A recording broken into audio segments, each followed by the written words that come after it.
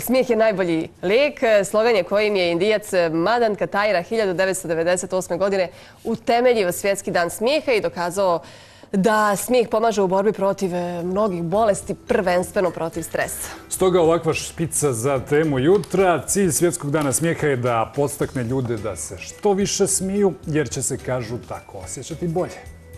Jutros sa nama majstor za smijeh, predsjednik udruženja aforističara 1. april iz Bijeljine, Grujo Lero. Dobro jutro, dobrodošli. Dobro jutro. Srećan vam dan smijeha. Svima na planetu. Vi obilježavate 1. april, naravno, kao Svjetski dan šale, ali evo i ovaj 10. januar kao dan smijeha, ovog puta gostovanjem kod nas u jutarnjem programu. Hoće li biti još neki aktivnosti? Šalimo se samo jedan dan, ali 365 se smijemo. Evo tu su i zbornici. Dok smo mi pričali, vi ste predstavili, odnosno postavili neki od zbornika sa tog Svjetskog dana šale. Je li to najnoviji? Ovo je prvi. I tako smo ušli na velika vrata. Koliko zbornika imate ukupno već? Pa sad treba da osam, pa 14. 14. Je li teško nasmijati ljude danas? Boga mi, to samo mi majstori znamo koliko je teško. Na svakom vašem međunarodnom festivalu humora i satire bude mnogo smijeha. Čini mi se da je to veče kada u Narodnoj biblioteci Filip Višnjić bude najviše smijeha, možda i u našem gradu ne postoji neka slična manifestacija u kojoj se ljudi toliko razvedre i raspolože. Pa direktor biblioteke Jovan Cvetković život na mene, kaže, stalno mora neke potporne zidove ugrađivati da se ne bi srušio od smijeha plafon. Možda će vam trebati uskoro neka veća sala. Da je ono što mene, iako je sada organizujem kako Bog da za sljedeći april 16. susreti, aprilski susreti aforističara u Bijeljini.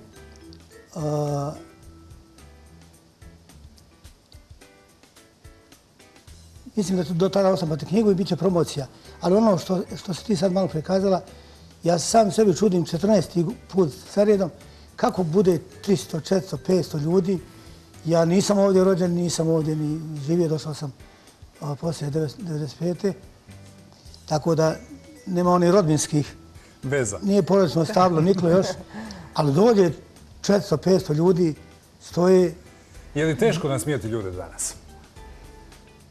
Pa nije ako pročitaš neki aforizam iz nekog od mojih zbornika. A ovo je pravo vrijeme sada da vas ugostimo i možda i nije slučajno da se baš sada 10. januara obilježava Svjetski dan smijeha, da malo ljude podstaknemo. Kažu da je neka ta praznična depresija aktuelna baš u ovom periodu.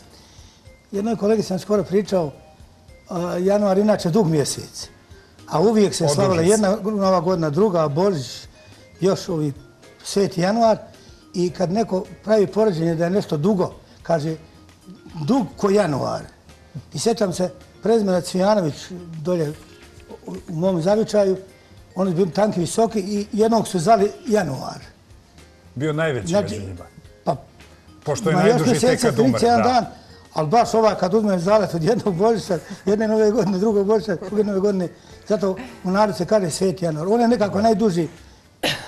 Taj Cvijanović je bio visok, tek kad je umro bio je dug.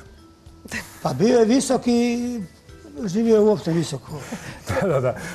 Kad kažu crkva od smijeha, To znači ostao živi. A profesore, kako ste vi uopšte počeli da se bavite pisanjem aforizama? Da li je svemu tome prethodila možda baš ta neka želja da nasmijete ljude? Možda ste bili dobri prvo u pričanju viceva. Ima li to kakve veze? To kada ste u društvu neko ko uvijek želi da nas smije, ko uvijek priča možda nekakav vic, šali se, pa možda kasnije postane aforističar. Ili to nema baš neku vezu? Neki su zvali harizma, da sam dobar govornik, zabavljač.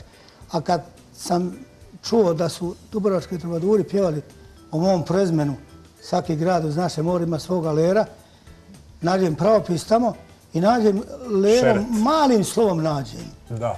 Kad sam ja rođen, počeo sam pisati velikim. Kad tamo kaže šeret, zabavljač, kozer, taj sam. Tako da, nomen est omen, je li tako? Kako kažu stari Latini. Opet taj sam. Da i profesor ste srpskog jezika i književnosti, lektor ste, sigurno da i to ima veze sa pisanjem aforizama, negdje vjerovatno volite da se igrate riječima. Pa dobro, ja sam završio studij književnosti, jugoslovenske književnosti i savremenog srpsko-hrvatskog jezika, a inače u gimnaziji u 2. razredu počeo sam da pišem stihove i onda u obrazili da se književnik, onda odeš da studiraš književnost, ali mene se potrefilo da sam i profesor književnosti, a i kobajagi književnik.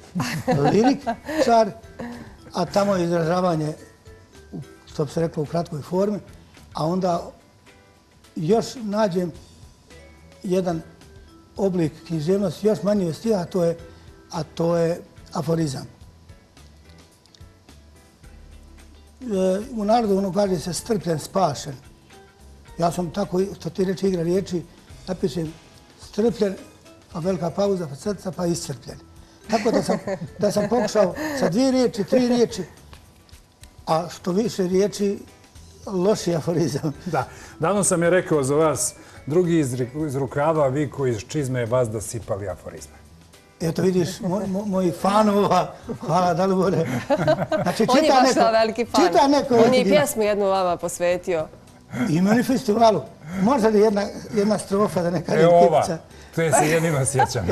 Ne pamti svoje pjesme, kao svaki veliki pjesnik.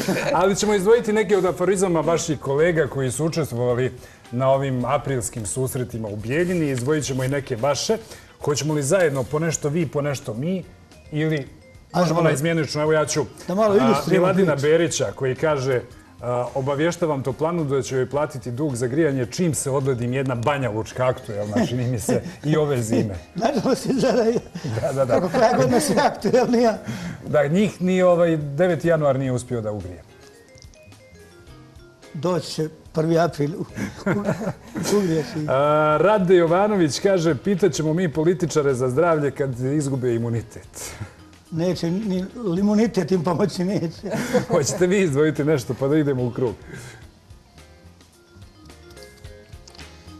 Meni redovno dolazi sadašnji stand-up komičar, nekad imao 20 godina, kad je ovdje prvi put došao, Srđan Dinčić, i on zna da je već kandidat da bude u čitankama, pa se ogradio, kaže: u čitankama stavite tek kad umrem, živi se u školu ne vraćam.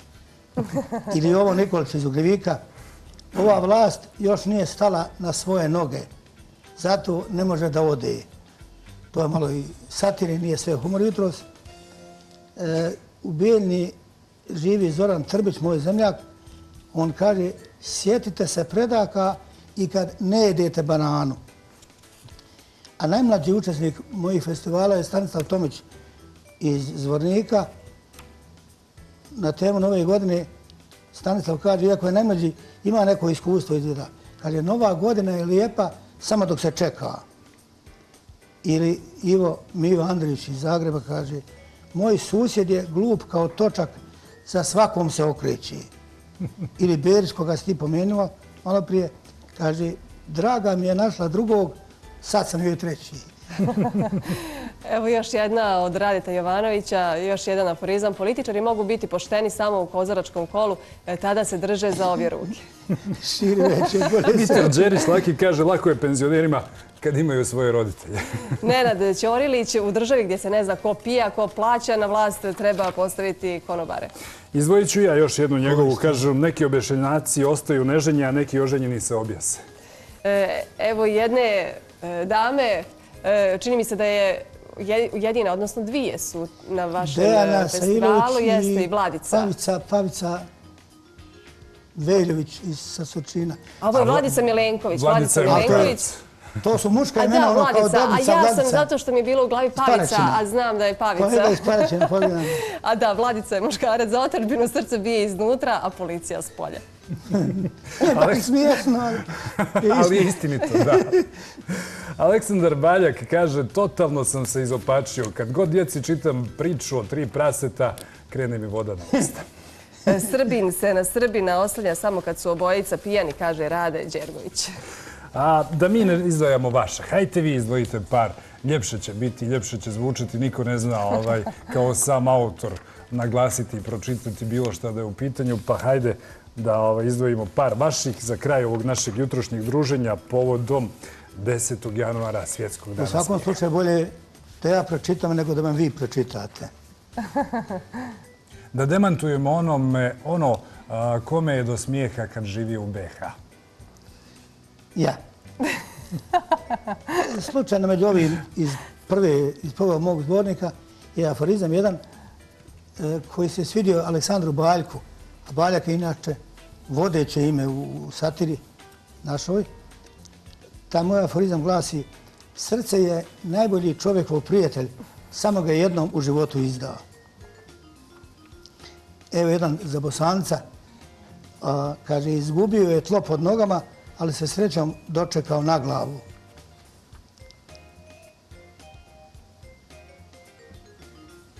Istina je osjetljiva kao beba, stalno je morate umotavati. Nije uspio da bude prva violina u orkestru, ali jeste zadnja rupa na svirali. Šekspire, molim jednu Viljemovku. Ta je dobra za dobro jutro. Tako Ja ću završiti ovo druženje jednim aforizmom Nenada Ćorilića. Kaže, u državi gdje se ne zna ko pija, ko plaća, na vlast treba postaviti konobare. Da, ja ću dodati na sve to. Mora da se zna ko vozi traktora, ko otvara kapiju. Hvala vam što ste bili sa nama.